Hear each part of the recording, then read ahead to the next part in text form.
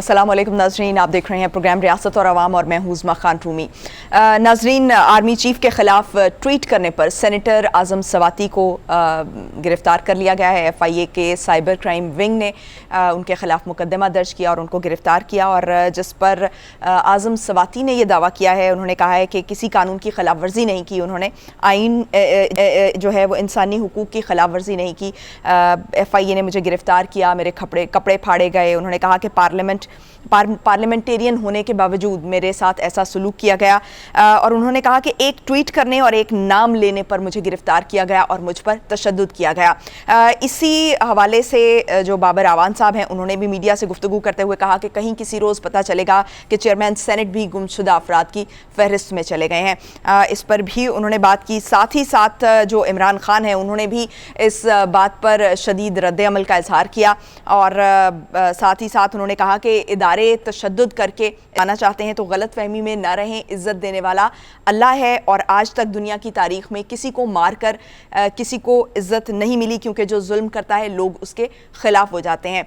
वफाकी हुकूमत को उन्होंने तनकीद का निशाना बनाते हुए कहा कि सवात बॉर्डर आपके कंट्रोल में है, वहाँ पर लोग कैसे आए, कैसे दहशतगर्दी हुई, इससे मुतालिक जो है वो जवाब दिया जाए। उन्होंने कहा कि जो नकल मकानी वहाँ पर लोगों ने जो कुर्बानियाँ की, उस वक्त लोगों को नकल मकानी करना पड़ी और बहुत मुश्किल से ये हालात जो है कंट्रोल में आए, लेकिन अब ये किसकी जिम्मेदारी है? वफाकी हुकूमत को उन्होंने इस पर शदीद तनकीद का निशाना बनाया। साथ ही उन्होंने कहा कि इमरान खान पर झूठे मुकदमात बनाओ, ये अब आपका काम रह गया है। हमारे लोगों को जेलों में पकड़कर जो है हमारे लोगों को पकड़ा जा रहा है, जेलों में डाला जा रहा है, और मीडिया पर पाबंदियां लगाई जा रही हैं। ये तमाम इल्ज़ामात लगाए जा रहे हैं। और दूसरी तरफ वफाकी हुकूमत ने लॉन्ग मार्च की कॉल पर जो इमरान खान है उनके खिलाफ सुप्रीम कोर्ट में जाने का फैसला भी कर लिया है। इन्हीं तमाम मौज़ूआत का आज अहाता करेंगे। हमारे साथ इस वक्त मौजूद हैं सीनियर सहाफ़ी असद अली तूर साहब। असद अली तूर साहब, बहुत शुक्रिया आपके वक्त का। असद साहब, पहले हम बात करेंगे जो आज़म सवाती को गिरफ्तार किया गया है। इससे पहले भी हम ये देखते रहे हैं कि माजी में भी इस किस्म की गिरफ्तारियां, जब इमरान खान साहब की अपनी हुकूमत थी तो ऐसी गिरफ्तारियां होती रही हैं। सबसे पहले तो इस हवाले से आपने भी एक ट्वीट किया, और इस पर जो ट्रेंड चलाया जा रहा है उससे मुतालिक मैं आपकी राय जानना चाहूंगी। देखें, आज़म सवाती साहब की गिरफ्तारी हर लिहाज से काबिल मजम्मत है। वो मैं नहीं समझता कि खैर वो बहुत साफ किरदार के मालिक सेनेटर हैं। उनके ऊपर उन्होंने इस्लामाबाद में फार्म हाउस के करीब जिस तरह एक झोपड़ी वाले एक गरीब खानदान को मार पीट के निकाला था, इससे पहले भी उनके जो मामलात रहे हैं, उनके ऊपर अमेरिका उन्होंने क्यों छोड़ा, उनके ऊपर इसी किस्म के फाइनेंशियल इल्जामात थे। लेकिन एक ट्वीट पर आप किसी को हिरासत में नहीं ले सकते। ये बड़ा ही अफसोसनाक है कि हमारी टॉलरेंस का लेवल हमारे इदारों का ये है कि एक ट्वीट किया जाए, एक तनकीद की जाए किसी भी आला शख्सियत की जात के ऊपर, चाहे वो आर्मी चीफ हो या चीफ जस्टिस ऑफ पाकिस्तान हो, और उसके ऊपर आप हिरासत में लेने, मुकदमा दर्ज कर दें, म्यूटनी का कि फौज के अंदर बगावत करवाने की कोशिश की है। ये इमरान खान साहब के केस के अंदर पहले शहबाज गिल साहब की जमानत के अंदर ये इस्लामाबाद हाईकोर्ट के चीफ जस्टिस करार दे चुके हैं कि जो बगावत की कोशिश होगी वो यकतरफा नहीं होगी। उसके लिए आपको साबित करना होगा कि जो बगावत करवाने की कोशिश कर रहा है उसके इदारे के अंदर राब्ते थे। लेकिन यहां पर आप उठा के एक ट्वीट हुआ, और क्या हमारे इदारे, हमारी इतनी मुनज़्ज़म फौज है, हमारी इतनी बड़ी अदलिया है, क्या हमारे इदारे इतने कमजोर है कि वो एक ट्वीट से उनके अंदर बगावत हो सकती है या कुछ हो सकता है? ये बड़ा अफसोसनाक है। लेकिन असद साहब इमरान खान के अपने दौर में हम ये देख रहे थे कि पीका ऑर्डिनेंस लाया जा रहा था, तो इसी तरह के इकदाम जो है इनकी अपनी गवर्नमेंट में भी किए जा रहे थे। क्या उनको इस वक्त का इदराक नहीं था कि जब उनकी बारी आएगी तो यही जो कवानीन है ये उनके खिलाफ भी इस्तेमाल हो सकते हैं? इस मुल्क में जो भी सबसे ताकतवर कुर्सी पर बैठा होता है उसको शायद लगता है कि वो इससे कभी नहीं उठेगा। इमरान खान साहब तो फौज की तौहीन के ऊपर 5 साल कैद और पता नहीं कितने लाख जुर्माना और चैनल बंद और क्या क्या कुछ ला रहे थे। ठीक है, और अगर वो उस वक्त बिल पास हो जाता, ये अनवर रजा साहब भी बैठे हुए हैं, हमारे प्रेसिडेंट है प्रेस क्लब के, ये हम सब साफियों ने इन्होंने मज़ामत की, तो वो बिल ना आ सका। जो ये पीका से भी बड़ा एक बिल ला रहे थे मीडिया को कंट्रोल करने के लिए, तो सोचिए अगर वो आ गया होता तो आज इमरान खान साहब का कहीं कोई नाम भी ना होता, उनकी कहीं पे स्पीच एग्जिस्ट ना करती होती, और आज़म सवाती साहब को अब तक हो सकता सजा भी सुनाई जा चुकी होती।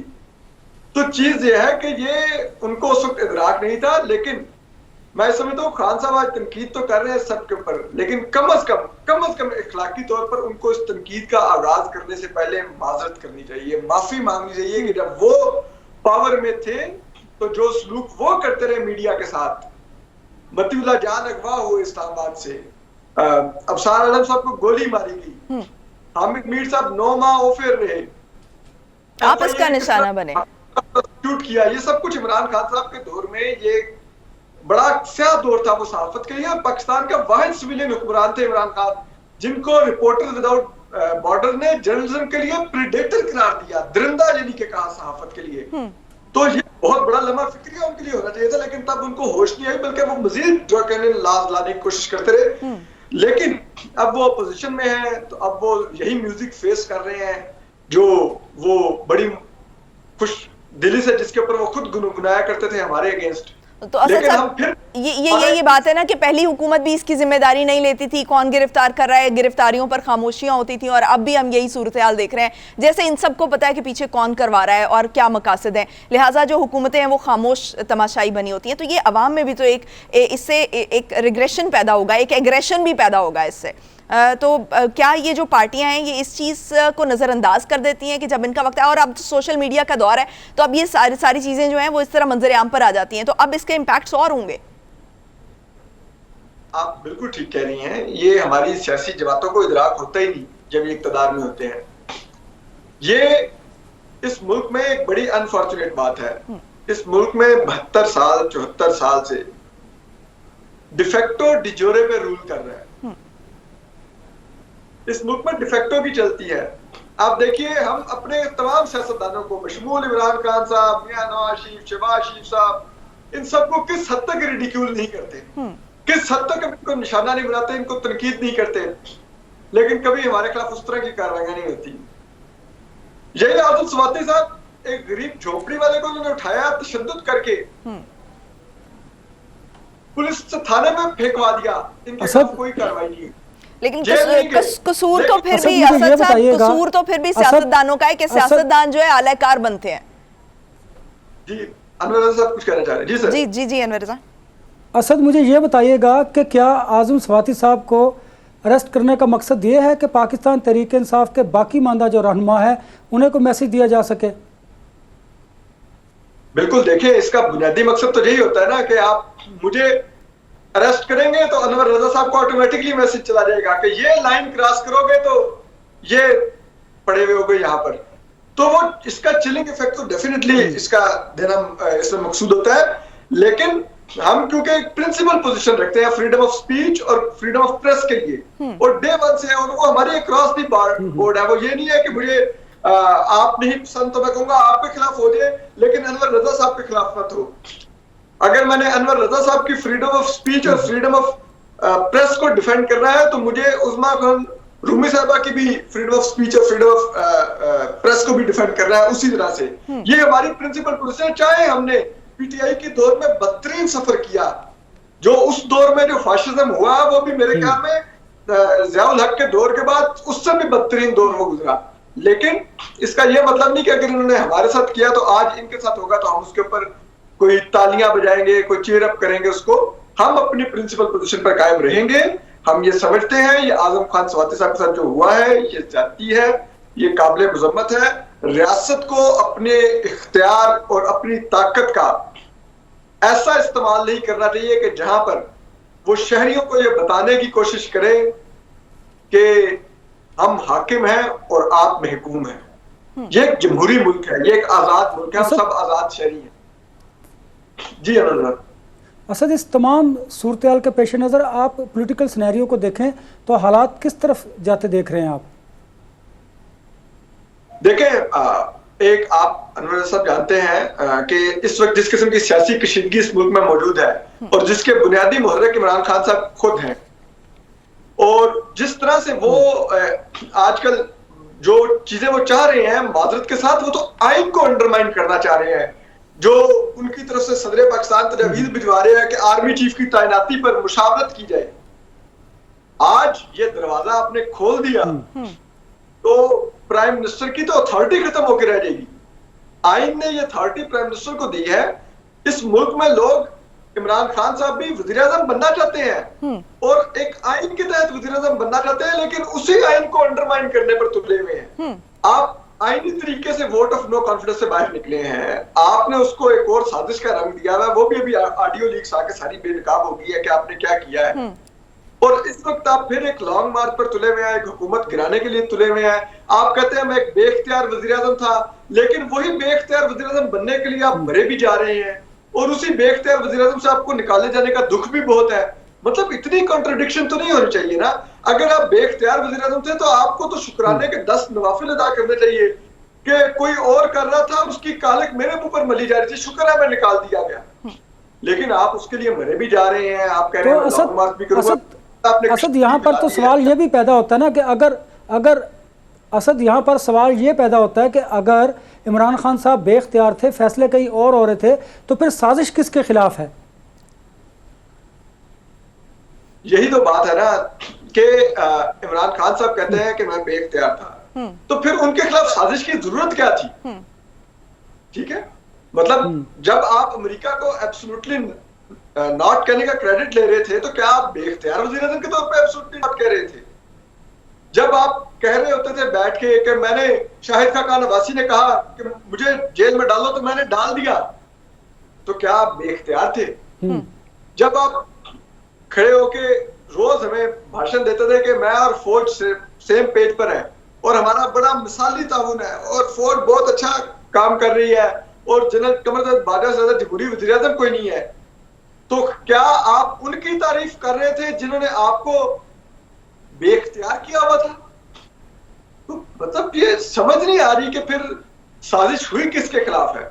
मैं तो ये अभी तक जिसे कहते हैं ना, असद आपको याद है इमरान खान साहब कहा करते थे, आपको याद है इमरान खान साहब कहा करते थे कि अगर मुझे किसी से डिक्टेशन लेना पड़ी तो मैं इस हुकूमत से बाहर निकल जाऊंगा। और आपको ये भी याद होगा कि वो मीडिया की आज़ादी से मुताल्लिक कितने बाबंगे दोहल दावे किया करते थे। फिर हमने देखा कि पैका आर्डिनेंस, तरमीमी आर्डिनेंस भी लेके आए और किस किस तरह उन्होंने मीडिया पर पाबंदियां लगाने की कोशिश की और उनके दौर में क्या वाक़यात हुए वो सारे हमारी नज़र के सामने हैं, लेकिन वो अपनी जगह पर।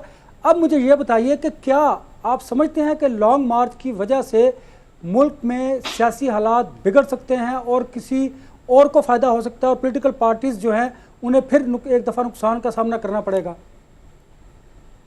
देखिए, अगर तो वैसे तो अनुराग साहब, आपने भी खान साहब के 3 लॉन्ग मार्च देखे हैं, 2014 का भी, 2016 का भी लॉकडाउन इस्लामाबाद और अभी 25 मई का भी।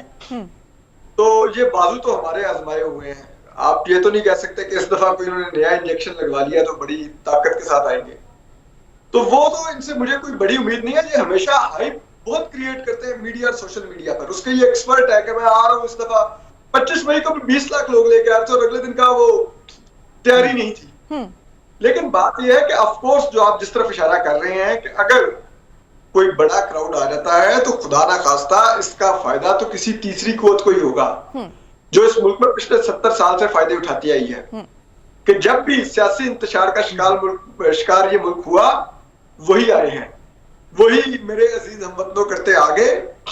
और फिर एक वो अमृत का 8-10 साल का तारीख पीरियड चला जिसमें मीडिया ने भी बहुत जद्दोजहद की, कीमत अदा की, हमारे सहाफियों ने कोड़े खाए। आपको मालूम है नासिर जैदी साहब, इन सब लोगों ने कोड़े खाए, तो और सियासी जमातों ने भी उसकी भारी कीमत अदा की है। लेकिन असद तूर साहब, बात यह है कि यहाँ पर एक्चुअली जो असल में फिर जिम्मेदार बनते हैं वो सियासतदान बनते हैं और सियासतदानों को इस मामले पर अपनी जिम्मेदारी का एहसास होना चाहिए कि वो अवाम को जवाब दें। जब उन्होंने अपने हलकों में जाना है तो उन्होंने अवाम को जवाब देना है, क्योंकि जब उनको ये पता होगा कि हम कहीं और से आए हैं और हमारी पावर कहीं और स्टैंड करती है तो वो उनके मफादात के लिए काम करेंगे, वो अवाम के मफाद के लिए काम नहीं करेंगे। और जो इमरान खान साहब हैं उनको इस दफ़ा अगर वो चाहते हैं कि उनकी जो अगर वो सही मानों में सियासत करना चाहते हैं तो उनको अवाम के मफादात के साथ जो है वो खड़े होना पड़ेगा। मुझे एक ब्रेक लेना है, ब्रेक से वापस आएंगे और फिर ये लॉन्ग मार्च के उनके जो सियासी करियर है, सियासी फ्यूचर है, उस पर इसके क्या असरात होंगे, इस पर बात करेंगे। Stay tuned. ब्रेक के बाद खुशामदीद नाज़रीन। जो इमरान खान हैं वो अवाम की पावर की बात करते हैं। वो ये समझते हैं कि जो अवाम की पावर उनके पास है, लिहाजा वो किसी से भी टक्कर ले सकते हैं। और इस वक्त उनका रवैया जो है मुसलसल जारहाना होता जा रहा है और मुसलसल एक मुज़ाहमती बयानिया जो है उन्होंने अपना लिया है। असद अली तूर साहब हमारे साथ मौजूद हैं और इस्लामाबाद स्टूडियो से अनवर रज़ा हमारे साथ मौजूद हैं। असद अली तूर साहब, जो इमरान खान जिस तरह से अवाम की पावर की बात करते हैं और ये एक्सपेक्ट करते हैं कि अवाम की पावर उनके साथ है, अवाम उनके साथ खड़े हुए हैं, लेकिन लास्ट जब उन्होंने कॉल दी और मैदान से जो है वो चले गए, और जब कॉल दी तो ख़ुद वो चले गए, लेकिन जो है अवाम उनको इन दी एंड जो है वो इस पर सफ़र करना पड़ा। तो क्या अब एक्सपेक्ट किया जा सकता है कि लोग जो हैं वो इमरान खान के लिए सड़कों पर निकलेंगे इस सारी सूरत हाल के बाद, और या इमरान खान साहब जो हैं वो इस वक्त डर रहे हैं कि जो है वो जो लास्ट सूरत हाल थी अगर उस तरह से करके हुआ तो फिर लोग उनके लिए सड़कों पर नहीं निकलेंगे? अनवर रज़ा, आप बताइएगा। अनवर रज़ा, आपको मेरी आवाज़ आ रही है? जी जी, मुझे आवाज़ आ रही है। चूँकि जी, असद साहब से शायद राबिता जो है। कीजिए। जी जी जी जी, असद से अभी राबिता जो है वो डिस्कनेक्ट हुआ है। असद साहब जो हैं वो वापस आ चुके हैं। असद साहब, अवाम की पावर की बात करते हैं इमरान खान साहब, तो लास्ट जब उन्होंने कॉल दी तो जिस तरह से वो अवाम को सड़कों पर छोड़कर जो है वो खुद वहाँ से चले गए, तो क्या अवाम जो हैं वो अब उनके लिए सड़कों पर निकलेंगे? देखिए, जो पीटीआई की जो एक आपको एक चीज नोट करनी होगी जिसमें बहुत कंसिस्टेंट है कि वो जलसा तो बड़ा कर लेते हैं लेकिन वो लॉन्ग मार्च या धरना नहीं बड़ा कर सकते, उसके लिए उनका क्राउड नहीं आता। तो ये नहीं कि वो अवाम को लास्ट टाइम छोड़ के पतली गली से निकल गए थे तो इस डिसअपॉइंटमेंट में अवाम नहीं निकलेंगे। पीटीआई वो जमात नहीं है जो धरने दे सके, जो लॉन्ग मार्चेस कर सके। वो हाँ एक अच्छा जलसा कर लेते हैं, साइजेबल क्राउड होता है। तो इस दफा भी मुझे तो कम से कम उनसे यही उम्मीद है कि वो बहुत उन्होंने हाइप क्रिएट की हुई है। पिछली दफा भी उन्होंने कहा था 20 लाख लोग लेके आ रहे हैं, और अगर आपको याद हो 2014 के दफा भी उन्होंने कहा था कि मिलियन मार्च होगा, और एंड में हम देखा था कि ताहिरुल कादरी का क्राउड तो था लेकिन खान साहब के शायद 2000 लोग भी नहीं थे। तो इसलिए उनके साथ मुझे कोई उम्मीद नहीं है कि उनके लिए लोग निकलेंगे। हाँ, उनका एक वोट बैंक है साइजेबल, वो एक इस वक्त एक बड़ी जमात के रहनुमा हैं, लेकिन वो जमात ग्राउंड के ऊपर आके कोई इम्पैक्ट दे सके, कम से कम मुझे कोई उनसे ऐसी उम्मीद नहीं है। सही। अनवर, आप कुछ पूछना चाह रहे थे? जी बिल्कुल, मैं ये बताना चाह रहा था कि देखिए, इमरान खान साहब लॉन्ग मार्च से पहले जो ज़िमनी इंतखाबात हैं उनके रिज़ल्ट को भी सामने रखेंगे, और उसके बाद वो जो बड़े अहम इदारे की तकर्री है उसको भी देख रहे हैं, और इसके साथ वो बैकडोर डिप्लोमेसी भी कर रहे हैं और उनके इस्टेब्लिशमेंट से राब्ते भी हैं। ये सारा प्रेशर जो है लॉन्ग मार्च का, जलसों का, ये सारी तकारीर का, ये सिर्फ इस वजह से है कि इमरान खान साहब चाहते हैं कि उनकी वही टर्म एंड कंडीशंस जो हैं उनमें से कुछ ना कुछ चीज़ें पूरी हो सकें, तो वो इस मामले को किसी न किसी तरीके से पॉलिटिकली सॉल्व कर लें। लेकिन नज़र नहीं आता, क्योंकि उन्होंने कहा था कि मुझे तारीख दी जाए इलेक्शन की, वो तो कैटेगोरिकली गवर्नमेंट ने कह दिया कि इंतखाबात जो हैं अपने वक्त पर ही होंगे। इमरान खान साहब का ये मुतालबा तो तस्लीम नहीं किया गया। दूसरा, इमरान खान साहब इलेक्शन कमीशन को मुतनाज़ा बना चुके हैं, और ये भी सवाल पैदा होता है कि क्या वो इस इलेक्शन कमीशन के नीचे होने वाले आम इंतखाबात को या जो ज़िमनी इंतखाबात हैं उनको तो वो तस्लीम कर लेते हैं, लेकिन आम इंतखाबात को तस्लीम नहीं करते। उनके अपने बयान में, उनकी अपनी गुफ्तगू में तजाद है कि इसी इलेक्शन कमीशन के नीचे जो ज़िमनी इंतखाबात हैं उनके रिज़ल्ट को खान साहब तस्लीम करते हैं, और साथ साथ ये भी कहते हैं कि धांधली हुई है, इसके बावजूद हम जीत गए हैं। अब वो कहते हैं कि आम इंतखाबात मैं इस इलेक्शन कमीशन के नीचे नहीं तस्लीम करूँगा। तो फिर मुझे बताइए, ये भी एक बहुत बड़ा सवाल पैदा होता है कि क्या इमरान खान साहब के इस मुतालबे को, जो एक आनी पोस्ट है इलेक्शन कमीशन की, चीफ इलेक्शन कमिश्नर जो बगैर किसी दबाव के फैसले कर रहे हैं, और फिर आप देखिए कि फेडरल गवर्नमेंट ने उन्हें एक रिक्वेस्ट की थी, एक लेटर लिखा था कि आप ये ज़िमनी इंतखाबात ना करवाएं, लेकिन उन्होंने उस एप्लीकेशन को, उस खत को टर्न डाउन किया और उन्होंने ज़िमनी इंतखाबात का ऐलान किया। कुरम में इसलिए इंतखाबात नहीं करवाए कि वहाँ पर जो सिक्योरिटी एजेंसीज हैं, जो आईजी पुलिस हैं, उन्होंने कहा था कि वहाँ पर इंतखाबात करवाने से नुकसान हो सकता है, इसलिए उनको पोस्टपोन किया गया। अब दूसरी बात उसमें यह है कि इमरान खान साहब के जो मीडिएटर हैं वो बड़े इस वक्त इस्तराब का शिकार हैं, क्योंकि खान साहब बड़ी हार्ड लाइन लेते हैं। और लेने की वजह यह है कि पाकिस्तान तहरीक इंसाफ में शेख रशीद साहब की तरह बहुत सारे ऐसे लोग हैं जो ये चाहते हैं कि इमरान खान साहब इस्टेब्लिशमेंट से टक्कर लें, क्योंकि शेख रशीद साहब समेत बहुत सारे लोगों की ख्वाहिश ये है कि इमरान खान साहब को पॉलिटिकली नुकसान हो और उस नुकसान का फ़ायदा उन लोगों को हो ताकि वो इस्टेब्लिशमेंट के करीब हों और अपनी मर्ज़ी के मुताबिक वो इन आइंदा आने वाली हुकूमत में जो भी कोई शेयर में मिले वो अच्छे तरीके से यानी इनको ये कंफर्म है, ये शेख रशीद जैसे जो लोग हैं इनको ये कंफर्म है कि इमरान खान साहब दोबारा इख्तिदार में नहीं आएंगे, लिहाजा इनको साइडलाइन करके वो नेक्स्ट हुकूमत जो भी आती है वो उसके अंदर अपना एक हिस्सा चाहते हैं। सर क्या आपका ये मतलब है? देखिए उस्मा, ये फैसला तो जब पोलिंग होगी वोट के बाद ही पता चलेगा, लेकिन जो इस वक्त पॉलिटिकल सिचुएशन डेवलप होती जा रही है उसमें आप देखिए कि खान साहब को कानूनी मुश्किलात का सामना है। वो हर आए रोज़ अदालत में जाते हैं, वहाँ से अपनी कोई बेल कंफर्म करवाते हैं, कोई बेल अबूरी हासिल करते हैं। उसके साथ तोशा खाना वाला केस चल रहा है, फॉरेन फंडिंग की जो क्रिमिनल प्रोसीडिंग है FIA ने उस पर FIR दर्ज कर ली है। फिर एक जो फैसला भी रिजर्व हुआ है जिस पे स्टे लिया हुआ है पाकिस्तान तहरीक इंसाफ ने इलेक्शन कमीशन के फैसले पर, उसको वो इलेक्शन कमीशन वो रेफरेंस भेजेगा गवर्नमेंट ऑफ पाकिस्तान को, जिस पर हुकूमत पाकिस्तान सुप्रीम कोर्ट में इमरान खान को नाअहल करने के लिए और पार्टी को बैन करने के लिए फॉरेन फंडिंग की बात कर रहा हूँ उसमें भी जा सकती है। फिर आज देखिए कि सुप्रीम कोर्ट से रजू किया है वजारत दाखिला ने, हुकूमत ने, और उन्होंने कहा है कि इमरान खान साहब ने माजी में भी जो धरना दिया था उसमें सुप्रीम कोर्ट ने जो हुक्म दिया था उस हुक्म की खिलाफ वर्जी की थी, लिहाजा इमरान खान साहब के खिलाफ कंटेम्प्ट प्रोसीडिंग शुरू की जाए। उनका मकसद ये है कि अगर अब सुप्रीम कोर्ट इस हवाले से कोई डिसीजन देती है, कोई फैसला करती है, तो अगर इमरान खान वो फैसला तस्लीम नहीं करते, लेट्स सपोज सुप्रीम कोर्ट कहती है कि आप F9 पार्क, परेड ग्राउंड या किसी भी ऐसे प्लेस पर जहाँ पर पब्लिक को डिस्टर्बेंस ना हो और आप वहाँ पर सिटिंग हो जाएं और आपकी सिक्योरिटी जो है वो हुकूमत का काम है,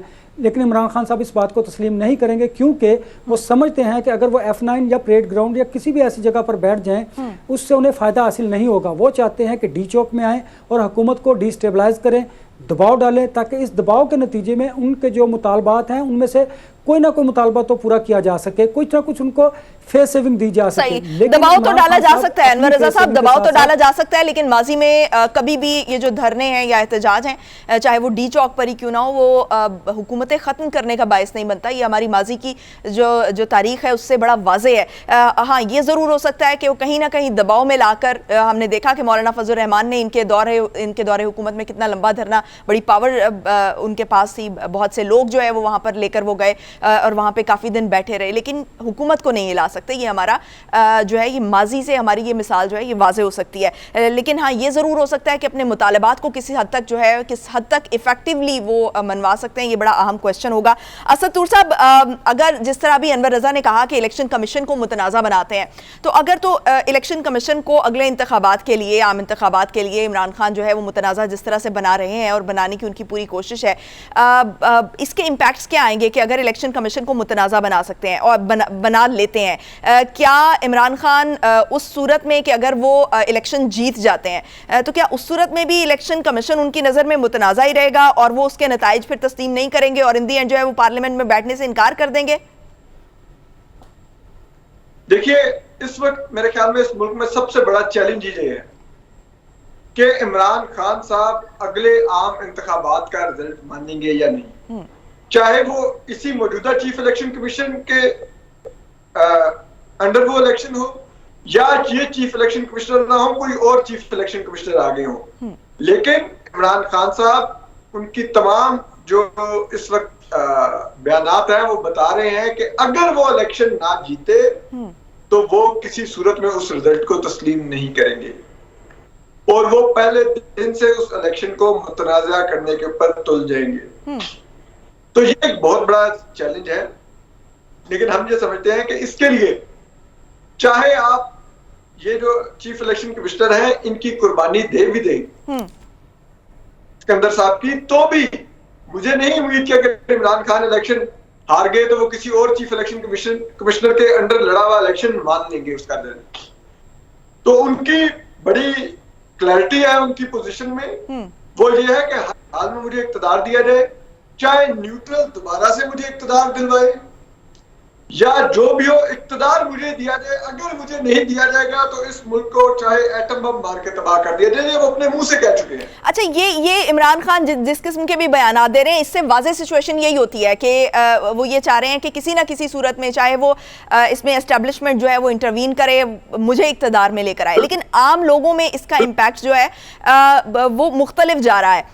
जो हम अगर आम सर्वेज देखें तो इसमें अवाम जो है कहीं ना कहीं इमरान खान के साथ, या इमरान खान का जो स्टैंड है उसको बाय करते हुए नजर आते हैं, और जो सियासी जमातें हैं उनसे कहीं ना कहीं जो है वो बदएतमाद हुए हुए हैं, उनका जो ट्रस्ट है वो शैटर हुआ हुआ है। तो क्या हम ये एक्सपेक्ट करें कि जो अगला इलेक्शन है उसमें अगर इमरान खान जो है वो हार जाते हैं, जीत जाते हैं, सॉरी हार जाते हैं अगर, तो वो पार्लियामेंट में नहीं बैठेंगे और दोबारा सड़कों पर होंगे, तो फिर उनका जो इंतखाबात का जो एक नैरेटिव वो बिल्ड करने की कोशिश कर रहे हैं, तो वो क्या रह जाएगा कि वो ये कह रहे हैं कि इंतखाबात की तरफ जाया जाए, इंतखाबात की तरफ जाया जाए, लेकिन अगर सिचुएशन इसके बरक्स निकल आती है तो फिर क्या सिचुएशन होगी? फिर ये अगर सड़कों पर होंगे तो या क्या इमरान खान साहब से ये गारंटी ली जा सकती है कि उस वक्त वो इसको मान जाएंगे?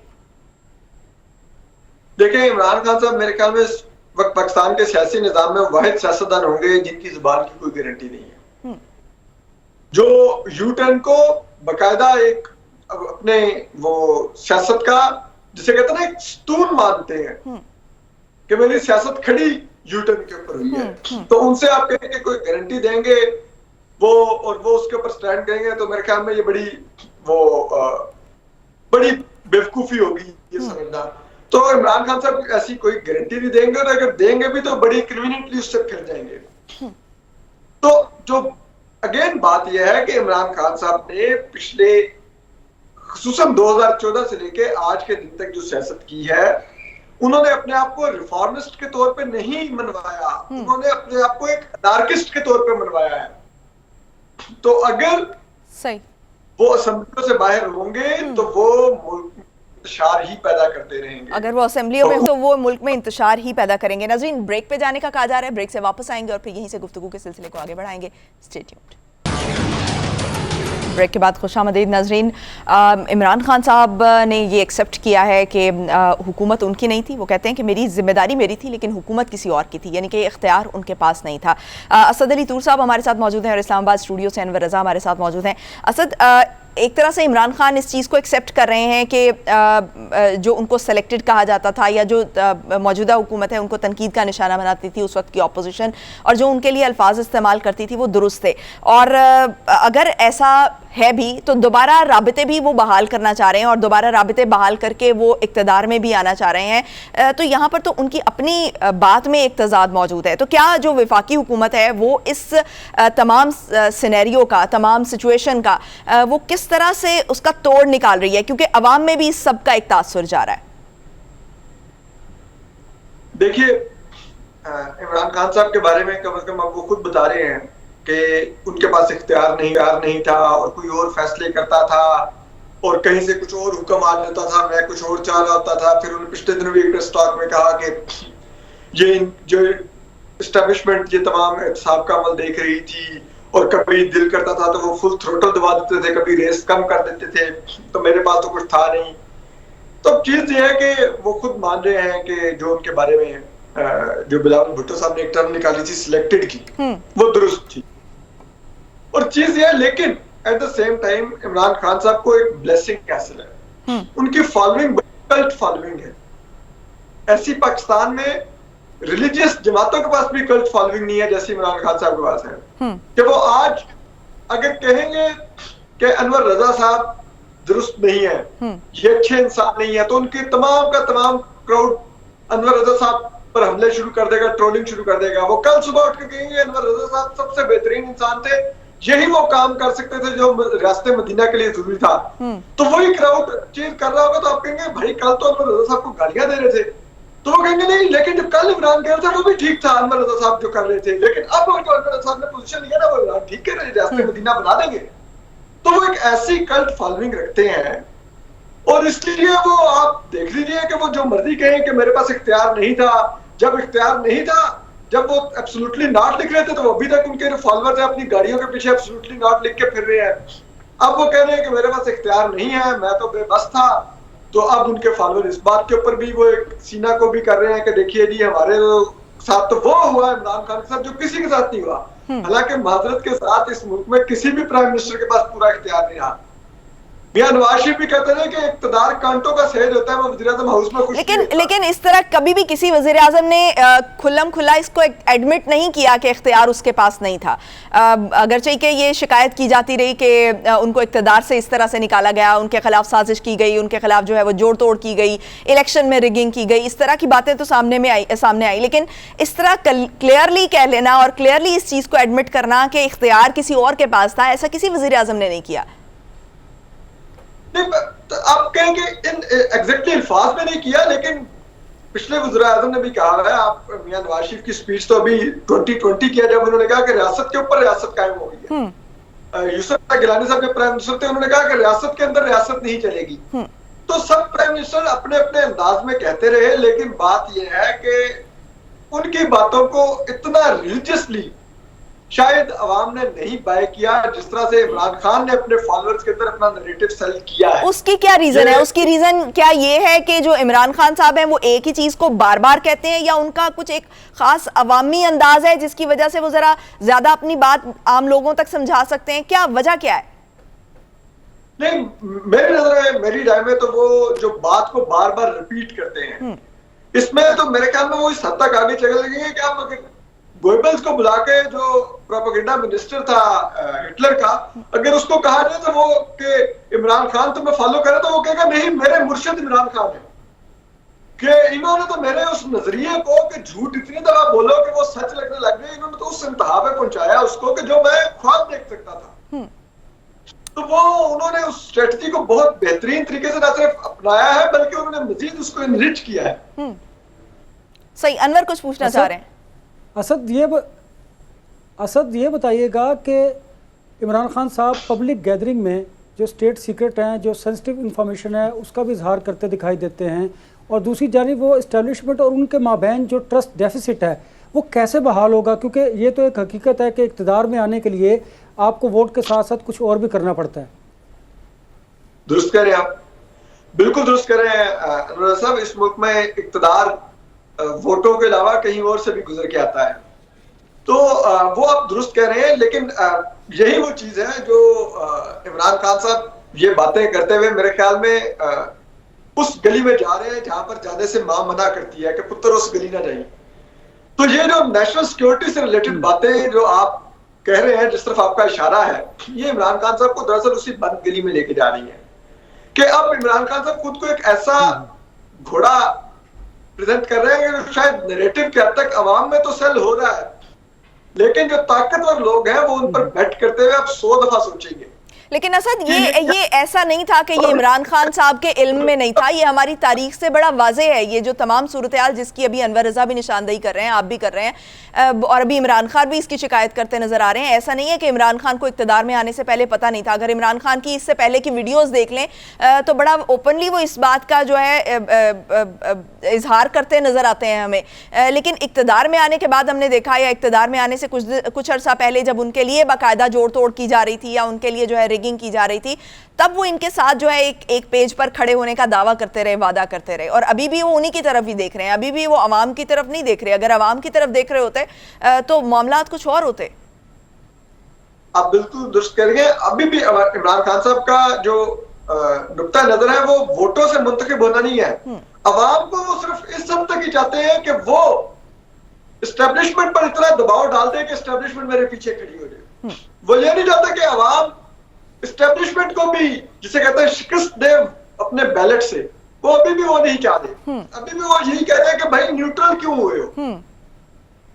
तो इमरान खान साहब को बुनियादी जो उनके नैरेटिव का थ्रस्ट है वो तो यही है कि एस्टेब्लिशमेंट मेरे पीछे आगे खड़ी हो। लेकिन इमरान तो इन दी एंड तो सियासतदान ही जिम्मेदार ठहरे ना, क्योंकि सियासतदान ये डिसाइड करते हैं कि पावर किसको देनी है, पावरफुल किसको बनाना है, अवाम को करना है या किसी और को करना है।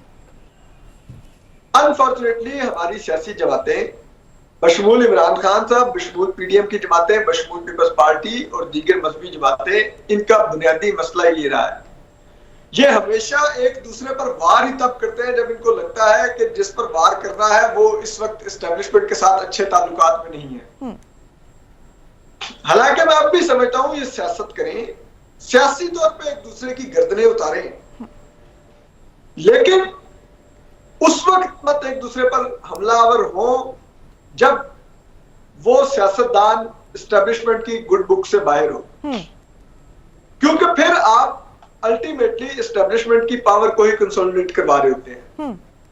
तो फिर वो दोबारा से मूवर एंड शेकर बन जाते हैं कि ठीक है, अब इस वक्त ये तीनों लड़ रहे हैं, तो अब उनको जिसका दिल करेगा वो अनवर रजा साहब के सर पर हाथ रखेंगे या उस्मा खान रूमी साहबा के सर पर हाथ रखेंगे या सदरी तूर के सर पर हाथ रखेंगे। ये फिर चॉइस उनके पास चली जाती है। तो बेहतर नहीं है कि हम तीनों आपस में इख्तलाफ करें भी, तो उस इख्तलाफ को उस हद तक मत लेके जाए कि जहां पर बात किसी और के पास चली जाए, बॉल किसी और के कोर्ट में चली जाए। तो यही हमारी सियासी जमातों को देखने, सीखने और समझने की जरूरत है। सही। तो हमारी ख्वाहिश तो है।